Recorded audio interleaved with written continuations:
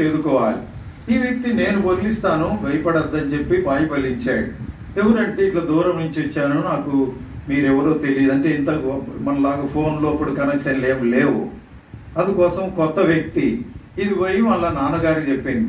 వాళ్ళ నాన్నగారు అన్నాడు, ఆ వ్యక్తి ఎవరో, అంత సహాయం చేసిన వ్యక్తి ఎవరో, అంత మంచి వ్యక్తి ఎవరో, తీసుకొని రండి అని పోయి పిలుచుకొని వస్తే ఎవరో కాదు, అతడు సొంత బంధువే. కాబట్టి సొంత బంధువే కాబట్టి అక్క కుమారుడే.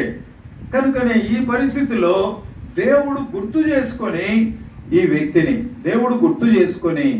ఈ వ్యక్తిని సిద్ధపరిచాడు. చూడండి, దేవుడు సిద్ధపరిచి అప్పుడు వారికి తర్వాత ఆయన వివాహం చేయబట్టము, ఆ తర్వాత 7 ఏళ్ళు మళ్ళా రాహేలు కొరకు, తర్వాత లేయా కొరకు ముందు, తర్వాత రాహేలు కొరకు 7 ఏళ్ళు, మొత్తం 14 ఏళ్ళు గడిచిన వెంటనే ఎంతమంది పుట్టారు?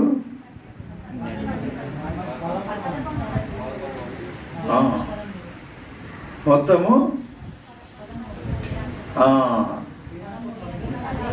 12 మంది కదా.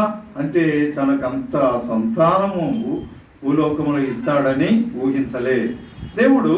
అటువంటి సంతానముతో తిరిగి వెళుతూ ఉన్న సమయంలో పరిస్థితులు తారుమారయ్యాయి. ఆయన తిరిగి పుట్టిన దేశమునకు తిరిగి వెళ్ళు అన్నాడు. చూడండి 31:13 వచనం.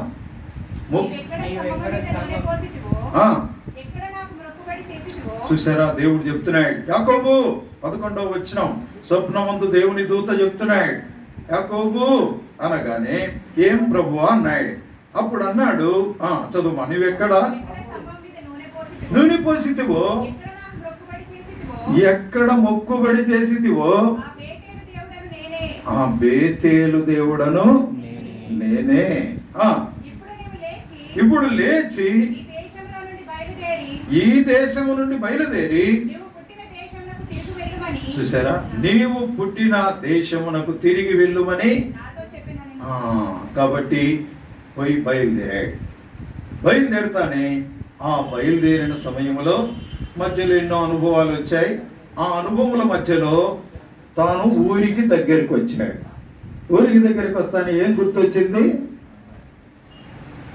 తన అన్న ఆశీర్వాదము తీసుకొని వెళ్ళాడు. కాబట్టి అన్నకు ఏముంది?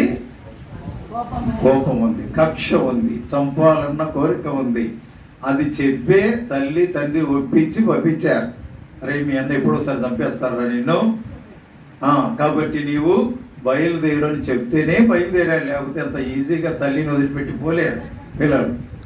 ఆ మాట చెప్పారు, నీవు చనిపోవలసిన సమయం వస్తుంది కాబట్టి నీవు దయతో నువ్వు బయలుదేరని చెప్పి ఎప్పుడైతే తల్లి తండ్రి హెచ్చరించి పంపించారో అప్పుడు భయంతోనే పోయిన వ్యక్తి ఆశీర్వదింపబడి అనేక సంతానము కలిగి అనేక సమూహంతో, గొర్రెలతో, మేకలతో, తన యొక్క విస్తారమైన సంపదతో తిరిగి వస్తున్నాడు.